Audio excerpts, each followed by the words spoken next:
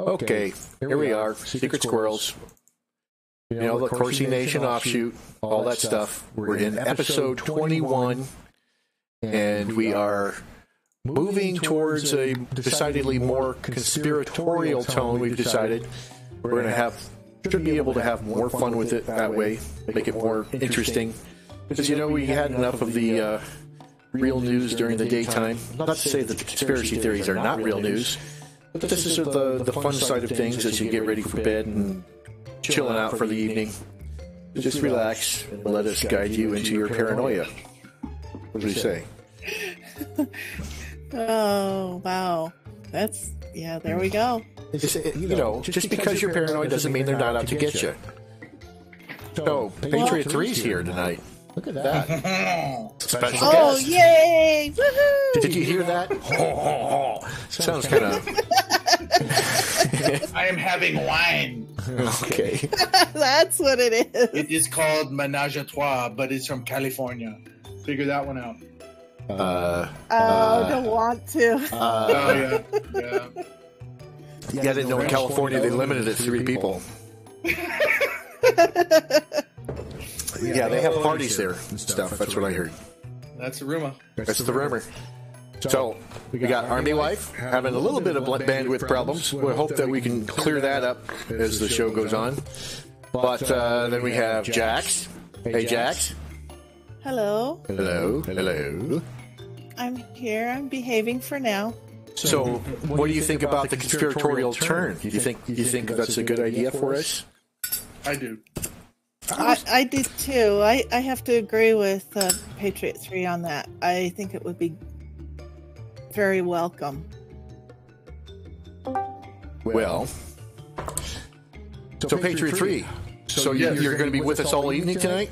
Yes. Oh, that's good news. This is so great.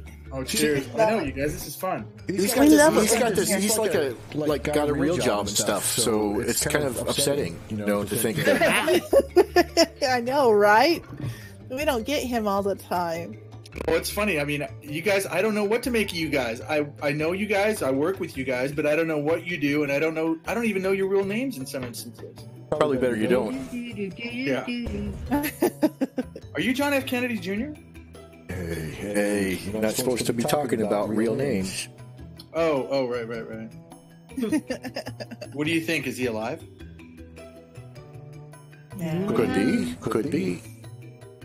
No, I think Hillary got rid of him so that she could take his seat that he was going to run for. Because you and I both know she wouldn't have won that election. The weird thing was that JFK wanted to name his son Flynn. Really? Mm-hmm. As in Michael Flynn. Yeah, I find that interesting. Isn't that interesting? Interesting. Wow. Very interesting. Another one of the things when they're making some policy changes in our squirrel thingy. So I'm going to move over our default map. We're trying it out, seeing what works. But this Norse map, the cyber warfare, you know, that's going to be my default start screen for the show. We're going to look at the cyber warfare, so it gives us we can imagine being a part of this war game scenario. Oh, we got a big boom. Went from UK down to that spot in, what is that called? UAE. Oh, really? Big boom. I guess boom. I have to go there. Boom, boom, boom. So yeah, some of this stuff is just like doing normal things for security measures, right? So I mean, they're just testing their software, checking their hacking abilities. Some of that's like okay, but right. To what extent is it okay? I mean, we got the different colors. Can you walk us through those colors? Which colors is which here? Well, like orange is telnet or unknown attacks, like they don't know exactly what is going on. So are some of the green, but I'm not really sure. The problem is right now almost everything's showing up as unknown, but there's also SSH attacks, you know, checking your security certificate. Yeah. And telnet is really it was pinkish red. Yeah, those were that was a telnet. So Yeah, it seems pretty mellow here compared to what it has been.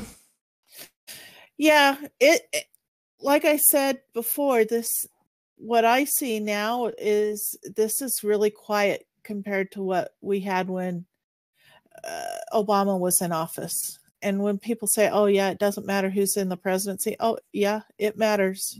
Their policies really wreak havoc on the way you live your life. You just don't realize it.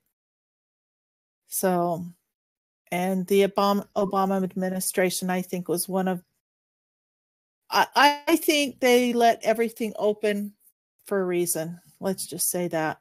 Yeah. And I think they got a lot of money for it. Oh yeah, money. Yep. So the first story I want to cover is this related issue of the ZDNet has NSS Labs files lawsuit over alleged CrowdStrike Symantec EST product test conspiracy. Okay. Okay. So that's September 20th. We got the NSS Labs has filed an antitrust lawsuit against CrowdStrike, Symantec, and ESET, alleging that the organizations have conspired to restrict independent product testing through the AMTSO membership. On Wednesday, the security product testing company CEO Vikram Vatak said that the antitrust laws relate to vendors which are actively conspiring to prevent independent testing that uncovers product deficiencies to prevent customers from finding out about them. So among these vendors are CrowdStrike, Symantec, and ESET. Cybersecurity companies are participants in the Anti-Malware Testing Standards Organization, which is a project designed to introduce definitive standards for fair and useful testing. So, and they got other members of the scheme, but not related in the antitrust case are AV Comparatives, Bitdefender, Carbon Black, FireEye, Microsoft, Kaspersky Lab, and Trend Micro. And those are all those are big companies. Mm-hmm. But I think CrowdStrike is interesting. Yeah. I think that's interesting that I mean, Brain, can you give us a little background on CrowdStrike? Or do you not know? I'm not the one to ask about CrowdStrike. I mean, I know that they were involved. They were involved in the intelligence investigation. That the FBI basically shirked their responsibility. Said, "Well, CrowdStrike handled it." Yeah, and they didn't. Well, yeah. So, they're a cybersecurity technology company that's based in Sunnyvale, California. Yeah, it's like giving your neighborhood gang the permission to investigate crimes. It's like, right? What? Yeah, it says the company has been involved in countermeasure efforts to several high-profile cyber attacks, including the Sony Pictures hack. We won't even go there because that's hilarious. The 2016 Democrat National Committee email leak, which, we won't go there either. And the Democrat National Committee cyber attacks. So, I don't know. So later down in the article, it says, when asked whether the companies named were the only entities involved, Vatak told ZDNet those vendors, CrowdStrike, Symantec, and ESET, what do you know? How do you pronounce that? ESET? And the vendor... that looks good. Yeah, whatever. Vendor-driven AMTSO are named because they are the ones who are leading the conspiracy. There are other unnamed co-conspirators, and their involvement will be determined during the course of this antitrust case. We are where we are because we refuse to be pay-to-play, and CrowdStrike knows it. Their smear tactics are par for the course. They should be ashamed of themselves. So what are they trying to do, I guess, is my question. Well, what is who trying to do? CrowdStrike? Well, yeah, what are the CrowdStrike and all these other companies trying to do against against these guys? Are they making up viruses just so that people will buy their software? What's going on? Well, I don't know about... You go ahead. I was going to say, there's an idea right there. Well, that's what I'm wondering, because that's been something that's been a long whispered but well-known secret, is that these companies make up viruses so that you have to buy their software and you have to stay protected. Are you talking about Big Pharma? No, Exactly. that too. Like I said, that Same too. thinking. Same Yeah. thinking, yeah. And so I'm wondering if that's what this is. Symantec, I do believe it was them that even had a commercial saying, and I could be wrong, saying that you don't want to buy your antivirus software from someone in Russia because they're the ones that are hacking you. And it's like, well, wait a second. Yeah. That's just, I don't even want to go there. I just thought that commercial was in such bad taste all the way around. It was just like, okay, Was maybe Hillary doing that commercial? McAfee. Probably. I'm The Hillary voice- Clinton. The Don't voice, buy anything from Russia. And she was given a security brief, okay? Yeah, she did That's that on right. national TV too. Yeah. Oh. so I'm wondering if that's what this is, or if there's but it says here they're actively conspiring to prevent independent testing that uncovers product deficiencies to prevent consumers from finding out about them. And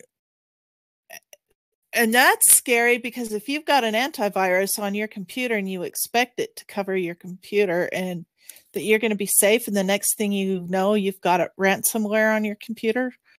Mm-hmm. You know, I'm just saying. Yeah, so we move on to our next story. It's a related thing. We're talking about leaked DNC emails. I don't know if it's, it's not hacking per se. It's leaked. I don't, and when can you know when it's leaked or hacked? Right. Not always clear. But we got this emails proving that once and for all that the conspiracy theorists were right all along. What? Yeah. Oh, Are imagine you that. getting credit here? Well, it's probably a conspiracy theory website, so Yeah. we got to stick together, us tinfoil hat people. Yeah. To anyone who has ever been called a conspiracy theorist, the world owes you a massive apology. As the leaked DNC emails now exhaustively prove, Hillary Clinton and the DNC actually did conspire to destroy Bernie Sanders. It was a genuine conspiracy involving a multitude of people who acted in coordinated secrecy to deceive the public, destroy a candidate, and coronate their chosen evil globalist Hillary Clinton as president. Seth Rich. Right. Well, Yeah. and this is why I sit there and I have to laugh at the mainstream media, because I sit there and say, oh, well, you're a conspiracy theorist. We wouldn't be this way if you guys would just tell the truth. Yeah, stop conspiring. They're We wouldn't have any theories, though. Right, exactly. And so it's hilarious. So, and it says, and now the entire leftist media, which is part of the very same conspiracy to thrust Clinton into office, is trying to distract you from all of this by invoking their own hilarious conspiracy theory. Yeah. The Russians did it. The Russians did it. What did Yeah. the Russians do exactly? They told the truth? I mean, that's the worst case scenario. The Russians did it. Is Right. you find out that the DNC, under Debbie Wasserman Schultz, gave the nomination to Hillary at Bernie's expense. And they probably ended up giving Bernie some hush money to make sure that he could buy a sports car and not have to talk about, maybe. Have you I seen the think sports car he's rolling in? I No. believe his house was paid off for. Also, there was like a Oh, $400,000 yeah, home he that was bought a lake mysteriously house. paid for. He bought a Uh-huh, lake yeah. house. Yeah. So it looks like the next related of interest thing is this Utah data center. That's something that Army Wife brought us into. This is a government website, right? So this is like official. Yeah, it's it's their official site. And basically what they tell you whenever you click on their links and stuff like that, they even have a link on here. It's called their the IC report of leaks that have occurred, that top secret leaks that have occurred. So those are on here, but pretty much what it tells you once you scroll all over this thing is that if you don't have anything to hide, you don't have anything to worry about. Yeah. Yeah, interesting. Does it huh? apply to them? Does that apply to them? Exactly right. Now, That's my question right there. What are you hiding? And what do you have to worry about? So codename Bumble Hive. So we should just refer to this as Bumble Hive. So from now on, Utah Data Center is just Bumble Hive. Got it? Yeah, so this thing is huge.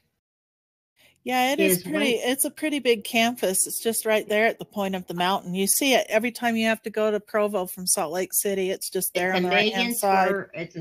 1 million square feet. You see it from the freeway. You can't miss it. Wow. So, yeah. So. Yeah, I don't know about that ringtone. Sorry. I don't know what it is. Okay, it's off now. They have a huge magnifying glass there too, apparently. It's hanging off the moon. Yeah. Nice. I don't know. Yeah, the entire site is very, very interesting once you maneuver around it. And it's like, what? Yeah, so this is an NSA organization apparently, or directed by NSA, and we got this whole deep state ops it's like a war between the NSA and the CIA, and the way it has been in the past, it's like sometimes they're hand in glove and other times they're fighting each other. But the NSA is officially under the authority of naval intelligence. So. Correct. Oh, geez, Merry Christmas. We've got naval officers in charge. We're in trouble now. Trouble. But they look good. Yeah. you got a smart looking uniform there when they're doing this stuff. They got supercomputers, and that kind of reminds me of the whole. And then the Air Force is in charge of a lot of those bioweapons plants overseas and all those mysterious, foreign little hobo towns. So they got this in this data center. They have a supercomputer, parallel supercomputer. So that's and you got obviously there's the CERN AI stuff. I mean CERN is its own beast. I think the CERN stuff is actually the CIA version of this. But these supercomputers are not just. I mean, like you had what was it? Deep Blue, that was the IBM supercomputer that beat the chess master, whatever it was. Right. Yeah. But this is like generations later. This is many, many years later. So that this stuff is kicking its butt. The old supercomputers have nothing compared to this. Yeah, that's what it says here. It says under the code-breaking supercomputer platform, the Cray, like Cray, XC30 supercomputer, which is capable of scaling high-performance computing, which is HPC, workloads of more than 100 petaflops or 100 trillion calculations each second. 100,000 trillion, yeah. 100 trillion. Yeah, 100,000 trillion. 100,000 trillion calculations each second. Yeah, at this point, those numbers are just so big that you don't know what it means anyway. You just can't fathom them. So there's another code name that we want to remember. So this is the Beehive, and that's the Cascade. Right. Yeah, the Behemoth was developed in conjunction with DARPA. That's a scary thought. Well, DARPA's behind all of it anyway. Photos of the data center.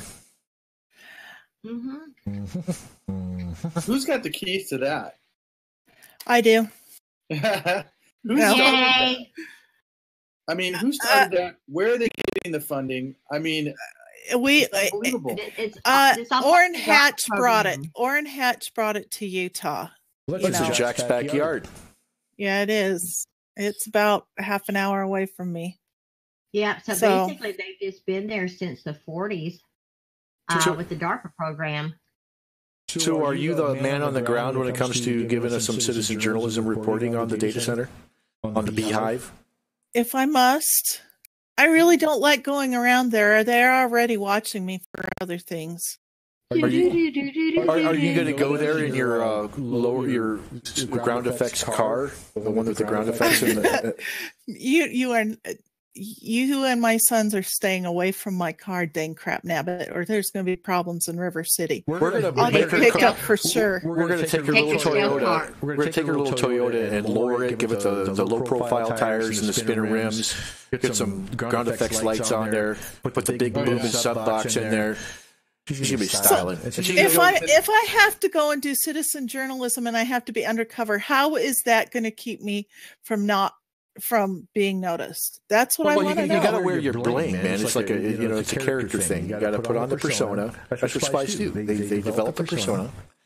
So fat lady in high heels in a souped up car. That's just going to look great. I see how it is. You just got to go punch it and drift. There you go. So Plume One asked a question: is it true Hillary owns the patents and the keys to FBI and the internet? No. That's DARPA. What's up with all the planes crashing then? Oh, that right there has to do with the Chinese technology. Remember, they sold us out to China years ago, and that it's a little box, and that's all China, and the Clintons are, wealthy. And I just checked the chat, and looks like my mic is echoing too bad, so I had to take one of my mics off. So now it's just stereo. I did have 3 mics, and I guess it's too much. So we're just going back to 2 mics. Does that work? Tell me, chat. Does 2 mics work? 3 mics is too much? 2 is okay? What do you think? I have to increase the volume here a little bit. La la la la la la la la. Patriot 3, you've got an admirer. Oh, well. What are you going to do? Hey, Rudy, how's it going? From my understanding, that the patents don't belong to the Clintons. It belongs to the government and several universities. It's been a long time. I did read about it, but I do believe some of the universities include, like, the University of Utah, Stanford. There's a couple at back east, and I can't remember, but the government was also partial owners of those patents. So no, the Clintons didn't own it. However, they did sell a lot of our stuff to the Chinese. So absolutely, patents don't matter to the Chinese. They do whatever the heck they want anyway. Oh, I can tell you about that. Oh, they steal all kinds of graphic arts all the time. All the intellectual property, everything. Yep, they don't care. I was in a restaurant waiting for a client to show up in LA one time, and I was sitting across from these 2 Chinese men that were sitting there saying, so what we do is we go onto these artist websites and we take the artwork and then we just print it out at large scale because they put it up there at really high resolution, and you go in and you sell it to all the hotels. And they said, genius. And I looked at them and I wanted to reach over and bounce their heads on the table. Yeah. And we have anger issues here. The secret squirrels here. Artists are already exploited, and then you got people that are stealing from them and, just so outward about it. Yeah. So thanks, Plume One. I'll take a look at it. But like I said, from my understanding, and that a lot of the universities involved in initially starting up what became the internet, and as well as the government, I want to say it was DARPA, but I'm not for sure. What? But they own the patents. Patents to what?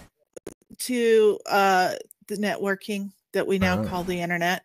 I talked to the professor who was involved in starting that up. He was one of my teachers in school, and he was really interesting. And I thought that was Al Gore. Wasn't Al Gore the one that invented the internet? Yeah, well, I know. I sat there and I laughed.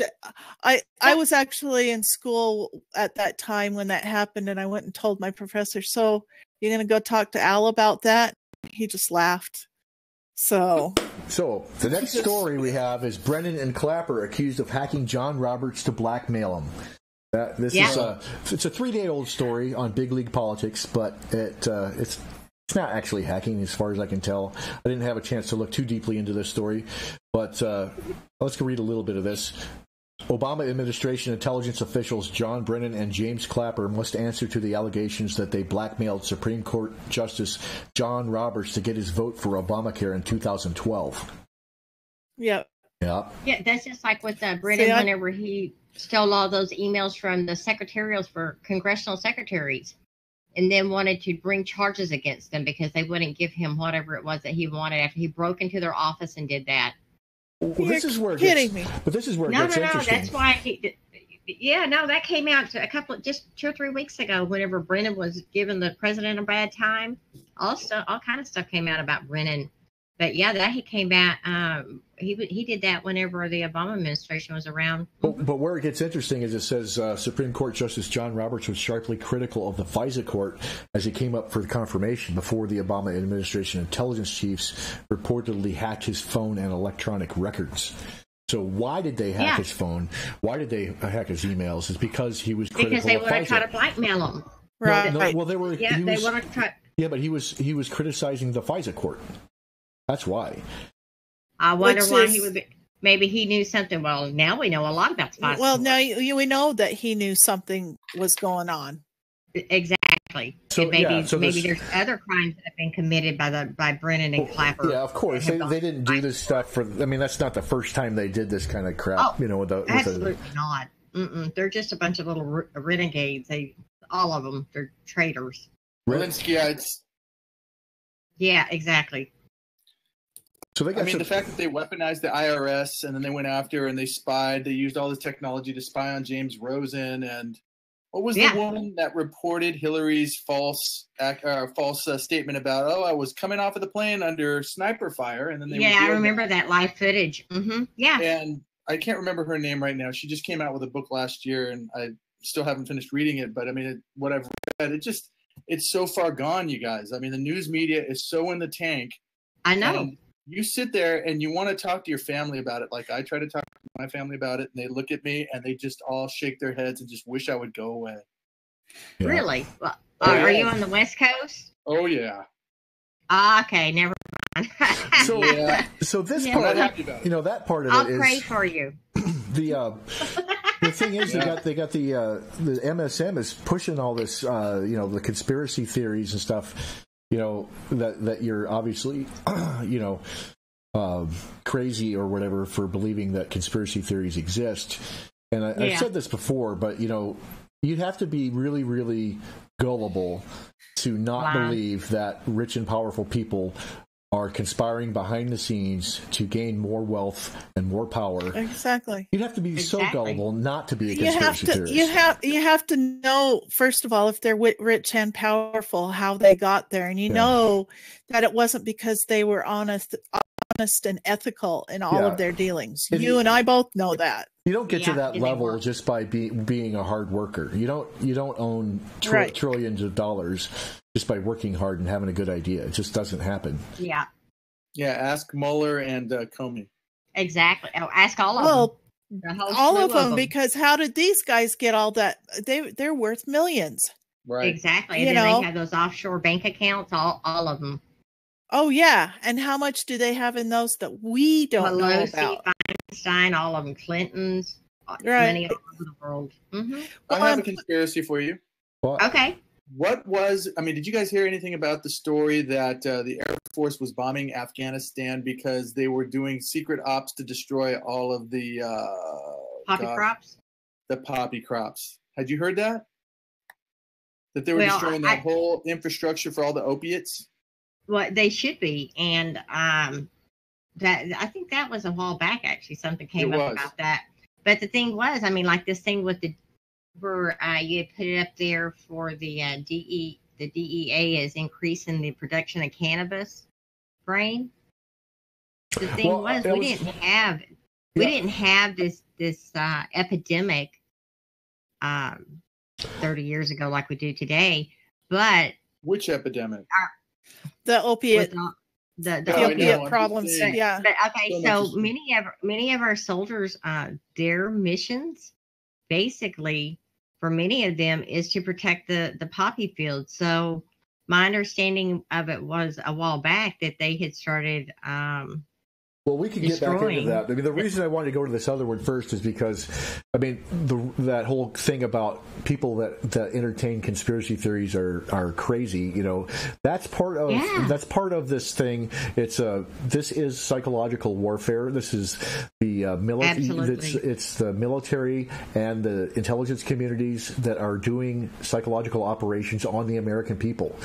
And and so the 6 organizations or the 6 corporations that own all of our media, including even the little town, even the small town newspapers are owned by these bigger companies, and it's like they got different umbrellas. One company owns another company, and it's all like secret, but it all kind of ties back into 6 organizations that owns everything. And of course, they're working in cahoots with each other. They're all part of even larger conspiracy.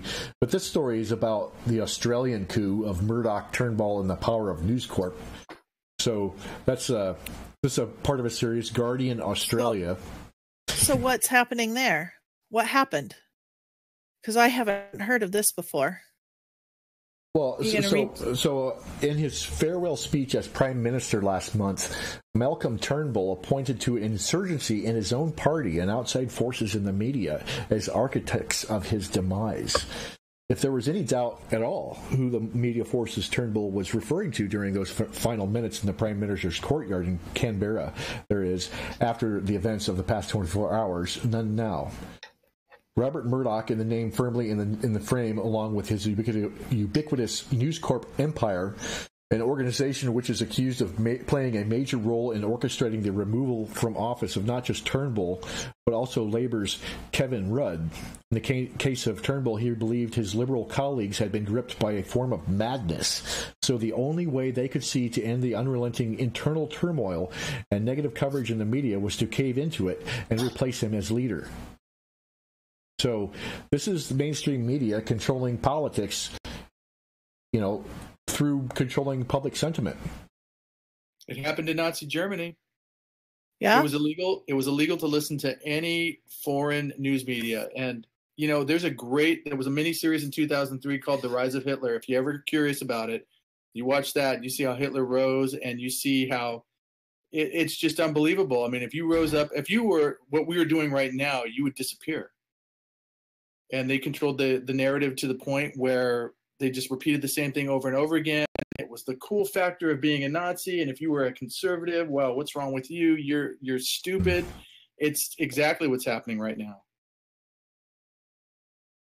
Yeah, the problem here, with the stories that they're talking about it as if it's only motivated by money, but it's much worse than that. Money is part of it, but it's not just about money. It's probably money is less of an issue than being able to control people's minds. Really what they're trying to do is just, mind control. That's all. That's what we're talking about. Right. Exactly. I don't know if I've mentioned this on here before, but that's exactly what I was really irritated about at the beginning of Trump's presidency, when all you were hearing was the news media repeating the same thing over and over again, saying the Russians hacked the election, and then you'd watch the news report and they wouldn't clarify what that meant. So they let everybody just run to conclusions that the voting machines were being modified and tampered with, and they didn't clarify that, and that was completely with intent to freak everybody out and to get scared. And it was only about, what was it, Russian language Facebook ads? But that wouldn't have sold papers. That wouldn't have sold news or media time.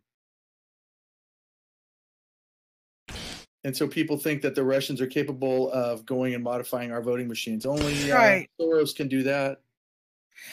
Yeah, and that's a valid point there. Yeah. Yeah, emotional plea, scare people that are low information, and then repeat that Trump is a jerk 24 hours a day for 2 years. Yep. And people forget to even look at the accomplishment. Well, who was it that said if you say a lie long enough, people will start to believe it? Hitler repeated it, but I think it was Edward Bernays who started that. He was the nephew of Sigmund Freud. And that's when I heard Dr. Corsi, when he was decoding back when, and he mentioned that he knew Edward Bernays, my ears peaked, because I always wondered how Hitler managed to manipulate the most intelligent country in the world, where Germany on paper had more PhDs at the time than any place else, and Hitler happened to them. So obviously it could happen here, but people refuse to believe that. But yeah, that's when I contacted Dr. Corsi at that point. That was intriguing. Yeah. This guy knew and met and spoke with Bernays. I need to talk to this guy. And then to actually have him contact and to go through the whole process of, getting in the inner circle, the mod squad. It's been an honor, and it's so great to hear what he's got to say and sharing, time with you guys. One is saying that Bernays thinks they think that Bernays mentioned Corsi once. So, Awesome. Yeah. Jax, are you snoring again? I think I hear you snoring. No, it's my dog. You know, my dog likes to snore. I didn't get a chance to put her in the bathroom. Wake up. I think you're snoring. I'm not. Okay, how am I doing it while I'm talking to you? Give him a biscuit. They'll be fine. Well, she's the big brown dog, and she sleeps very easily. I can't even wake her up right now. Bark at her. She's resisting. Make a cat sound. Yes. She'll just look at me like, really? Go away. And then go back to sleep. Mm-hmm. That's what the big brown dog does. Brain, your dog accent's a little off. Sorry. Apologize. Were you a French dog? Because that's what it sounded like, a French accent with that dog bark. Le bow wow wow. So what else have you got, Brain? We got stuff. I mean, there's stuff. What stuff do you want to talk about? We got this one is probably fairly interesting to some of our audience or some of our future audience. I'm going to talk a little bit about chemtrails. What do you think? Do you think chemtrails is a properly conspiratorial tone? I think so. For sure. I'm very interested. For sure, dude. Whoa. Okay. Swedish officials admits chemtrails are real, not a conspiracy. See, but this is an old article. This is July 13th of 2016. But I think it's still a relevant issue to address. Chemtrails are real. Well, if this source is to be trusted, News Target, I don't know anything about this source, but let's take a peek at what they say at least. If you suspected that those white streaks lining otherwise pristine blue skies in the wake of unmarked planes are not just your average contrails and are made of pure water vapor, you'd be right. At least that's what the Swedish Green Party leader Pernilla Hagberg seems to believe. According to the Swedish newspaper, I don't know what that is. You're going to have to try to figure that one out yourself. Katrina Holmskurian, I don't know. Hagberg is the first major political leader to speak out on the issue of the mysterious trails banding across the sky. Unlike normal contrails, these streaks do not fade away into the atmosphere easily. Hagberg has openly stated that these chemtrails, as she herself referred to them, are actually a toxic mix of metals, viruses, and chemicals. In what Hagberg describes as a joint effort between Swedish government and two U.S. agencies, the CIA and NSA, the two countries have combined forces to modify atmospheric conditions.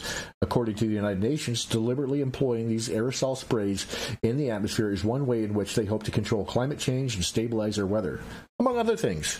I mean, oh wow, that kind of goes into the weather modification of our hurricanes, doesn't it? Yeah, like the HARP and CERNA program. Right.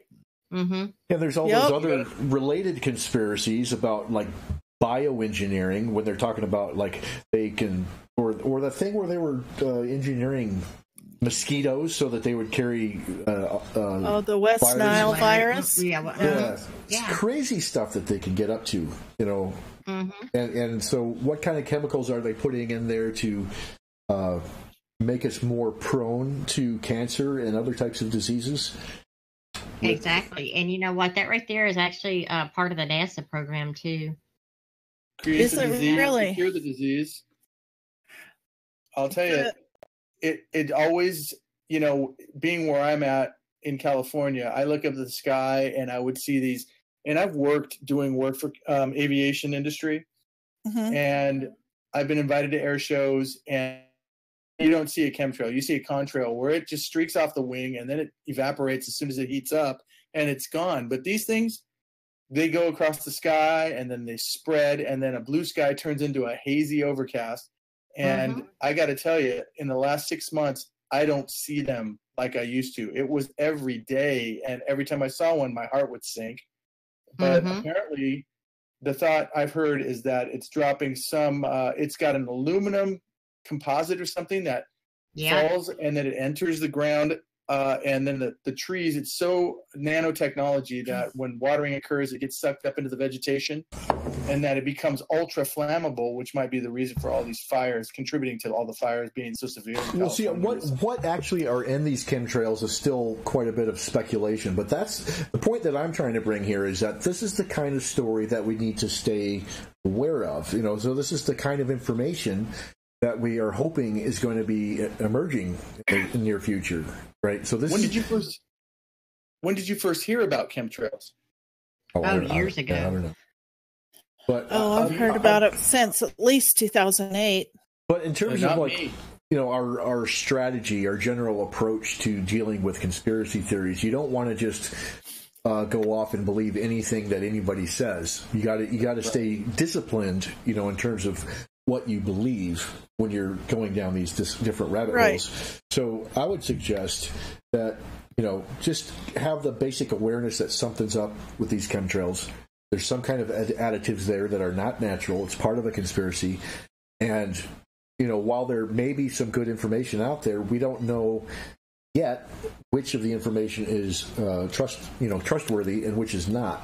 But that's the thing that we have to be aware of, that this is one of the big things that we have to watch for. Is information, more verifiable information coming out on this stuff. Well, I think it's wise for everyone, just when you see stuff like this, it's what I do is I just file it away till later, till I can find more stuff. Yeah. If I can, I save it to a hard drive if it interests me enough, and then I can go back. Oh, okay, yeah, that's where I got it from.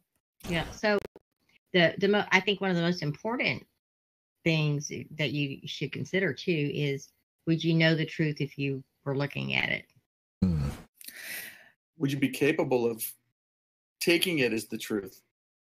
Right. Exactly. And that's partially about that thing about staying open to different possibilities. You have to know that, it's kind of a sad statement on the state of mainstream media right now. But, when I go through the checkout lane and I see the National Enquirer there, that's the stories that they are posting on National Enquirer seem more believable than the regular newspapers.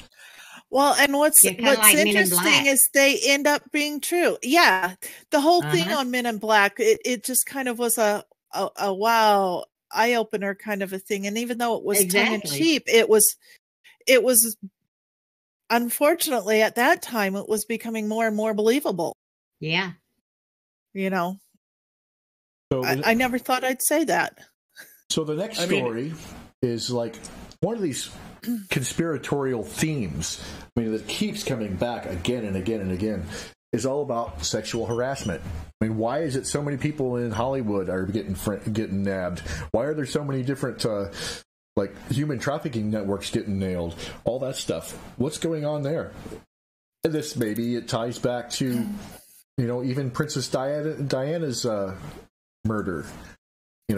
Somehow this all the sexual harassment and the sex scandals somehow ties us back to the UK. The UK is right. A lot of this goes back to the UK. Yeah. So why the UK? Why are they the world's worst pedophilia and weird perverts? They're interesting people. I shouldn't say much, but they are interesting. Why are there so many perverts in London? That's what I want to know.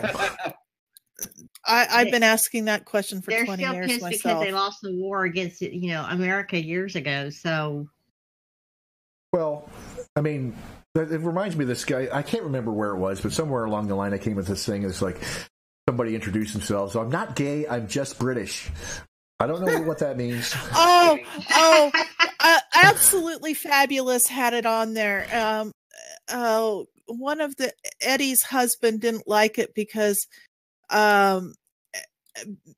American women would come up to him and say, "Oh, it's nice to meet you," and he'd go and hit on them, and the women would be shocked because they'd say, "Well, I thought all British men were gay," and at that time, I had a British boyfriend, and I used to tease him about that. And he'd sit there and say, "That's not funny." And he says, "Do you guys really think we're gay?" And I was like, yeah. Come on. Okay. He did not like that because he says, "We're not all gay." Okay. whatever. You have a percentage rate of that. So, but it is they do, and they're very sensitive about it. So be nice to the Brits. Why? Why? Because they're generally nice people, and I kind of like the accent. Panic on the streets of London. That's a Morrissey reference, if you guys don't know. Yes. Yeah. And you know, and for let's take a minute to talk to our chat people, because you know they get neglected sometimes. Poor little chat people. Right. Well, you know, because Well, what I was going to say is, you know, I had been harassed. One of these chat guys is harassing me, actively harassing me. And is he English? Probably. Well, he's harassing me because he calls me boomer. He calls me a boomer generation. I'm not boomer, man. It's Mycroft there. Mycroft Holmes. He's calling me a boomer. I'm not a boomer. Aren't you an extra? Anyway, I got that. I'm not a boomer. That's all I got to say. You're an Xer, though, aren't you? But yes, I am a Gen X people. But it's nice to have Patriot 3 on board here, because I don't think he's a Gen Xer, right? Are you a millennial? Yes, No. I am. No, Are you really? Look at that. No, I'm an Xer. Are you? I thought you were an Xer. Yeah, I'm an Xer. You sure sound young. Yeah, well, you know what? It's when you work around young people all the time. Like Neil Young once said, you know, work with younger people and it keeps you young. Because you stay like hip with the lingo and stuff, right? Yeah, I know how to text and Instagram. And but you know what? I'm no DC Hammer. Oh, I know, right? That guy's got. He's swimming in the backyard, and he's holding out because he's got the fountain of youth in the backyard. In his backyard in his swimming pool, exactly. Yeah, backstroke, spitting water out of his mouth and laughing because he's got the coup. Exactly. Corner on the market. So Rudy has a question. He says, "Did you guys see the photo of the heat ray igniting the fire in California? And what are your thoughts?" I can't believe it, but the concept was Hitler era having a satellite with heat ray capabilities. Brain. Well, the directed energy weapons is that's a real thing. I mean, as far as I know, I mean, I've seen some pretty convincing stuff on that, and I think it is related to Tesla's work originally. What's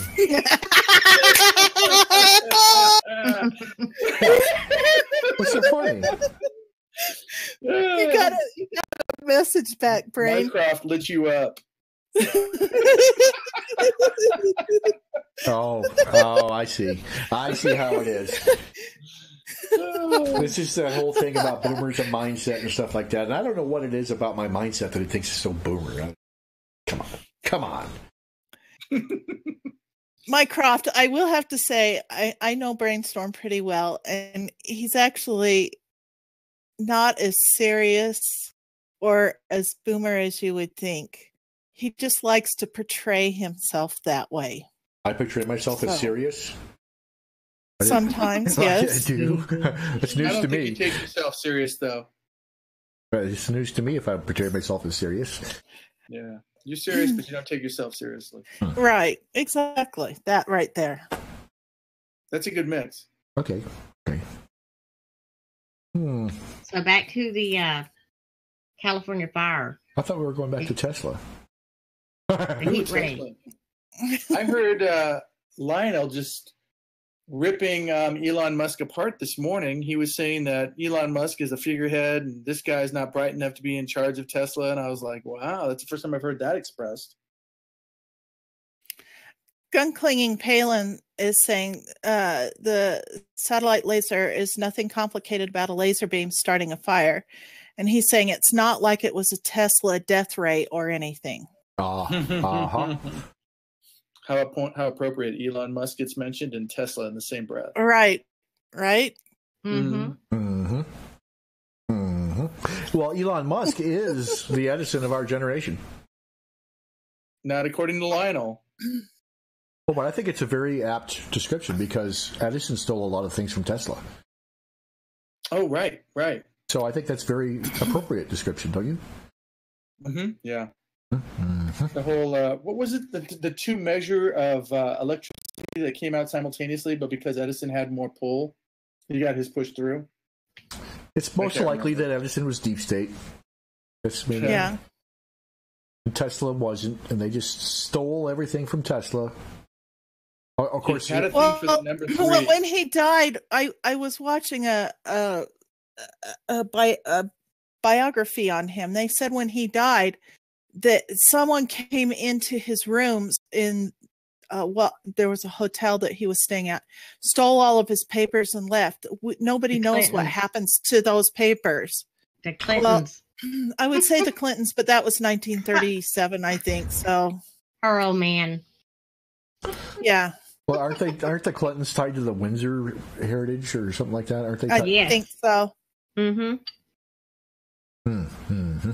This is me being serious. So. I might have to get Mycroft on here, but I'm kind of scared of him. I don't know. I'm kind of scared what he'd be saying if he had the opportunity. Russ Wickstrom says Lionel doesn't know everything, and I like Lionel. He's got some good thoughts, but sometimes I don't agree with him. Oh, he was getting ripped apart because he got anti-religion this morning, and some people were really pissed. Really? Oh yeah, wow. They were saying you were the Satan gatekeeper, and I was sitting there looking at that, going, "Yikes!" Yeah, some people get really fanatical about whatever their pet ideologies are. You start. Yeah. But we're conservatives here. It's okay to have different ideologies, different thoughts, different ideas, and different opinions. It doesn't matter. That's the thing that gets me too, is that I love having people with different opinions. I love to have discussions because you grow as a person, you learn. Right. Yeah, you can listen to different. It's different. Yeah. Yeah. If you don't have that difference of opinion, you aren't learning because everybody's thinking in the same way. But that's what they want. Mm-hmm. Right. You start with whatever your own ideology is, and you approach a problem, whatever the problem that you're facing in your life. And if you can't find the solution to that problem, then maybe you should present that problem to somebody who operates out of a different ideology, because they're going to have a different lens through which they see the problem, see the world, and maybe they'll approach it differently, and maybe they'll figure it out faster than you can. You're waxing philosophical tonight, Brain. You're on fire with those. Is it philosophical? It's almost psychological in a way. It's. It was great. I don't know, the way you were just sitting there, and it sounded poetic. When was this?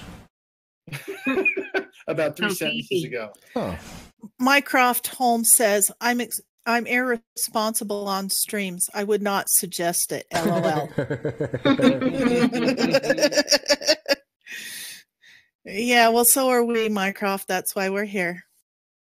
Well, this is why we're not allowed on other programs. We're just right. We have to have our own program because we're irresponsible ourselves. Can't trust us with that sort of thing. Oh, there's the John G. Trump thing. I just found it in the Wikipedia article. John G. Trump. Let's look at John G. Trump. Who is John G. Trump? John George Trump, August 21, 1907 to February 21st, 1985, was an American electrical engineer, inventor, and physicist. He was a recipient of U.S. President Ronald Reagan's National Medal of Science and a member of the National Academy of Engineering. That's right. This is the president's favorite uncle. Yeah. Mm-hmm. He was I can see the resemblance. The paternal uncle of 45th President of the United States, Donald Trump. I mean, can't you see the glare in the eyes? Yeah. No, except he's not coming forward. Yeah, but the thing is that John Trump is probably barren. That's what it is. Probably barren, time traveling. Yeah. Think? Oh, that's awesome. My brain is spinning now. Yeah, Plume One is saying Hillary's father was the head of the Chicago mob. I heard that too. I heard that too. Holy cow!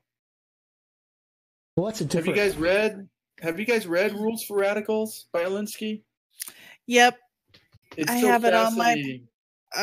It's mind blowing. It is. I don't know how it got legs. Wait, you look at this, look at the family here. John G. Trump and married Laura Sauerbrunn, and they had 3 children. The late John Gordon Trump of Watertown, Massachusetts, Massachusetts, Christine Philp of New London, New Hampshire, and Karen Ingram of Los Alamos, New Mexico. What's up? Los Alamos. Wow. Nuclear baby. Well, isn't that where we had that little problem this week? Los Alamos is where they were doing all the nuclear testing. Well, all roads lead to Los Alamos. Remember that Alamo. Is that? That's not the same thing. Yeah, different place. Yeah.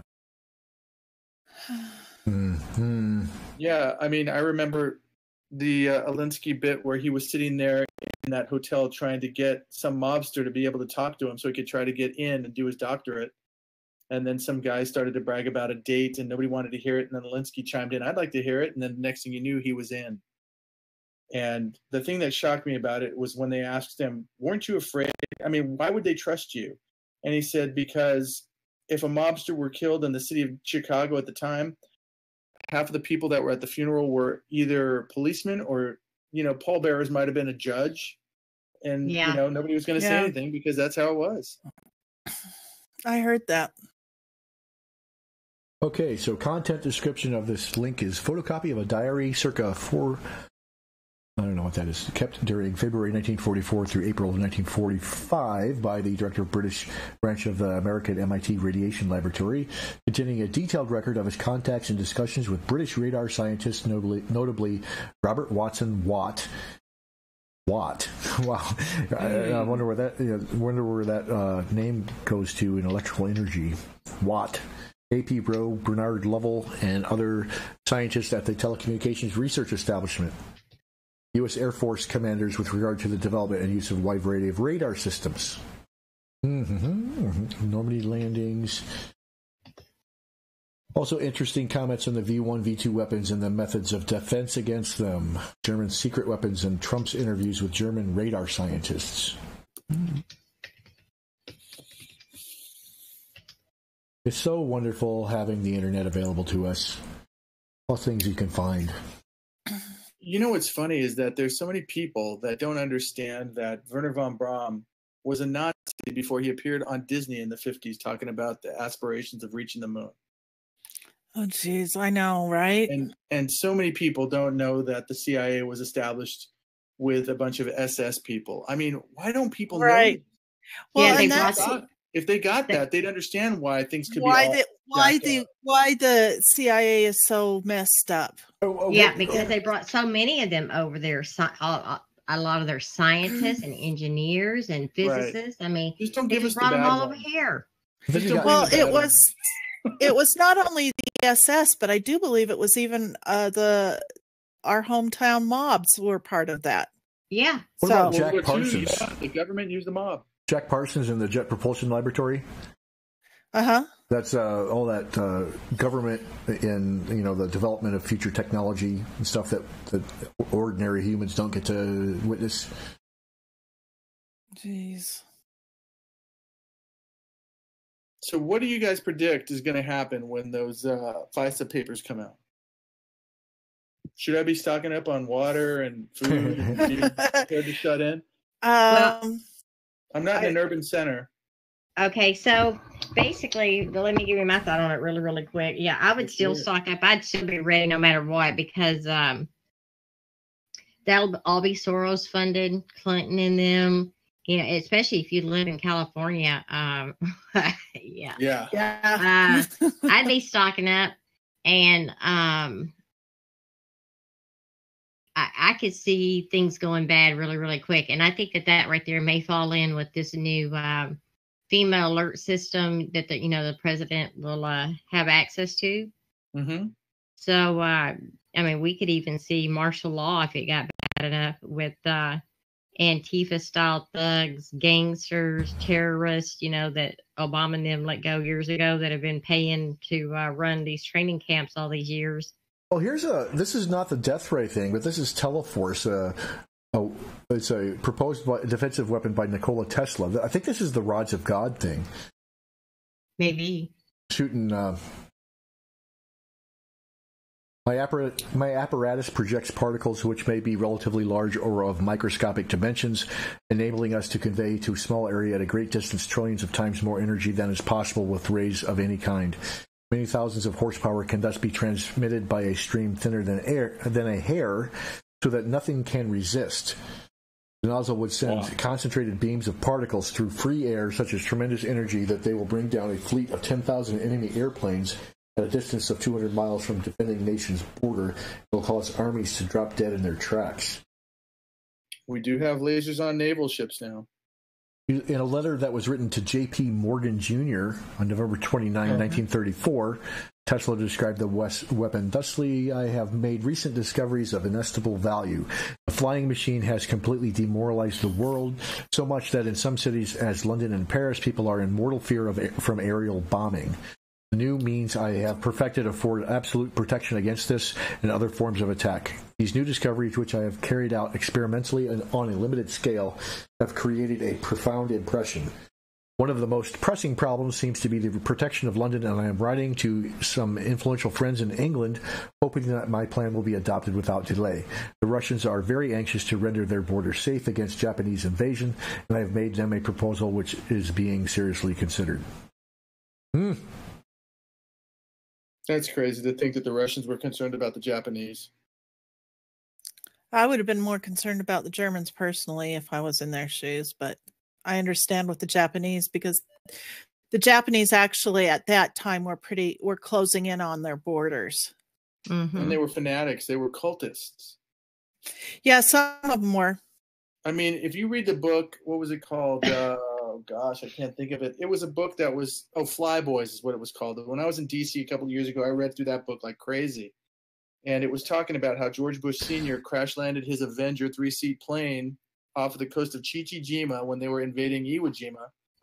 And when he got rescued, other people weren't as fortunate. They got taken captive, and the Japanese running that radio station there knew that the war was over, so they didn't even bother to incarcerate these guys. And a lot of them were American educated. So these guys hung out, operated the radio station, waiting for the end of the war, until one drunken sake night where the commanding officer ordered these guys executed and had them prepared, their food, their entrails prepared for the war, for the officers, because if they ate their entrails, it would make their warrior spirit stronger by eating the person's soul or something. Oh my gosh. And George Bush escaped the menu by about 200 yards or something when that submarine popped up. Oh my god. Okay. These guys were taken up as war criminals at the end of the war, but you had to step on a crucifix if you wanted to do business in Japan, turn of the 20th century. You had to renounce Christianity. The Shinto religion was so strong they didn't want it corrupted. Yeah, isn't it convenient how the Bushes just managed by the hair on their chinny chin chin to get away from executions and executions, and so with Bush just barely surviving, I'd say he's probably part of that setup. So that's just me. Yeah. Sorry. No. That's just a corrupt family right there. Corrupt. Well, is there anything else you wanted to cover? I'm just kind of skimming through this thing that was written by Tesla about this charged particle weapon. Some of this stuff looks like my sprinkler parts. The PDF that you need to set your timer. Right. I think Brain is trying to fix the math. The vacuum tube kind of looks like it could be some kind of an energy weapon gun. Well, that's what it is. Yeah, printed out of a 3D printer. I mean, that's what it looks like. Yeah, don't print this out of a 3D printer. Yeah, no. So this was written in the 30s, 35, I think the estimation was. 1935. Got bunches of math. More math. Double spacing after periods, they were using typewriters. Mm-hmm. Nothing wrong with typewriters. No, I think it's pretty romantic. It's just when people get on computers and they still do double spacing. I can't help it. That's how I was taught. I get smacked with on my fingers if I didn't do it for my typing teacher. Oh, it has lists of cover letters there too. J.P. Morgan is one of them. J.P. Morgan Jr. What are the chances that Tesla was an alien? Some people have theorized that he was probably abducted at one point. Yeah, that was in that biopic that I watched. It was really quite interesting. Huh. Did they find his body at that hotel he was staying at? Yep. Yeah, he had died of a massive heart attack. Yeah. Yeah, he had a massive heart attack, and and then the owner of the hotel went to check on him, and he had passed away. So he had called someone, and before anyone could come, someone showed up and took all the papers out of his room, and they were never seen again. He probably had a heart attack because he insisted on walking around the building 3 times before entering. Yeah, he had that problem. He was very OCD. he didn't like fat people at all. He figured it was their fault. He wouldn't survive today with that attitude. Yeah, no. TMZ would have had a field day with that. Yeah, he was very OCD and very fastidious. He drove his secretary up a wall. What was that rich airplane guy? What was his story? Howard Hughes. Right. Yeah. He was a couple tacos shy of a combo platter too. Yeah. Or maybe not. You know, maybe both of these guys are somehow tapped into this psychic network with aliens. The Bluetooth of existence. I think I don't know. It's got to be a psychic link that the aliens decide that they want to talk to you inside your head. You know, that's why these inventors go a little bit nutty. Well, and if that's the thought, then what, it makes you have to rethink schizophrenia. Yeah. Have anyone seen that movie, A Beautiful Mind? Yes. About that guy who, what was he, a physicist? No, mathematician. He was just like so intelligent, and he totally imagined almost everything that he did, but he'd come up with amazing answers in the process. Mm-hmm. And he'd have to ask people, are you real? Yeah.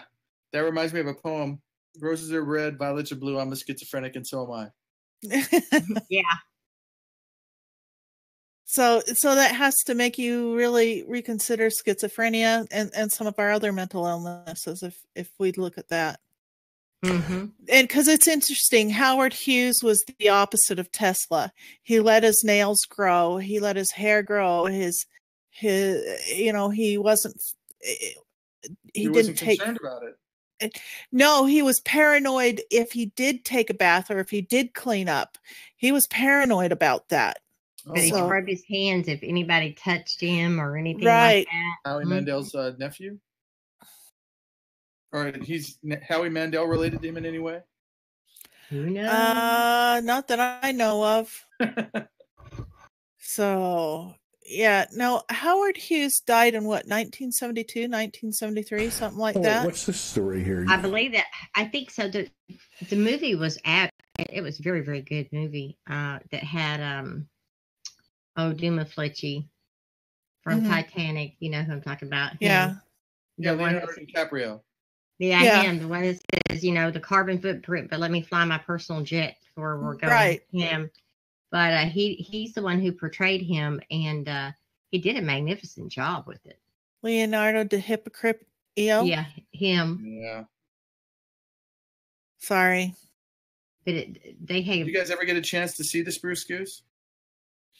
No, on I haven't. Video. It's in Oregon. It's in Oregon now. It's out in the middle of a field facing the highway and a hangar. Really? But, yeah, I got to visit in Long Beach way back in the day, and I just remember being blown away because I could throw a football about 50 yards when I was in high school, and I looked at the end of the wing, and I'm thinking I might get across half of one wing, let alone all the way across. There's no way. It was so big. Yeah. The guy was brilliant. There's no question.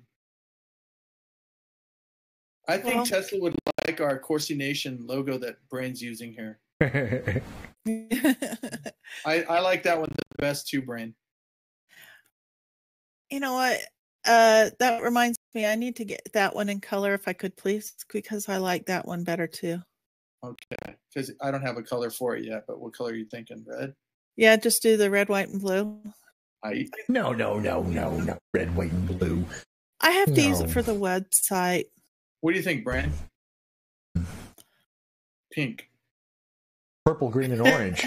We got to reclaim those colors. You know, the Joker? Barney, and yeah. Oh, Barney, of course. But it's the evil cabal's colors. So we got to like co-opt their control of our colors. Yeah, we discredit through mockery. Yeah, man. Or just Red, white, and blue, please. We just use it our way. She's no fun. She's navy blue instead of the black. I think that, or red instead of the black, and leave it as is. Yeah. Okay. So. Anything else, you guys? What's going on? What else? I don't know. What else is going on, Brain? I think that's probably about enough of it. That's about all we got. I think it's time for us to. Quick question. Yes, go ahead. How do you think people are going to react when Trump takes over their phones? Oh. You mean with the emergency broadcast? Emergency broadcast. Well, I mean, they just need to get over it, is all I can say. Many people. No, Obama did it. No, Obama did it. Yeah, he did a couple of times. And then many people already signed up through the ICE programs to begin with, like for your local counties and stuff. Right. The emergency services. When you hear that, you hear the buzz, and everybody in class will grab their phone and look at it, and it's weird. It's uncomfortable. I almost think I don't like it. That's just my personal opinion, though. I think it's alarmist.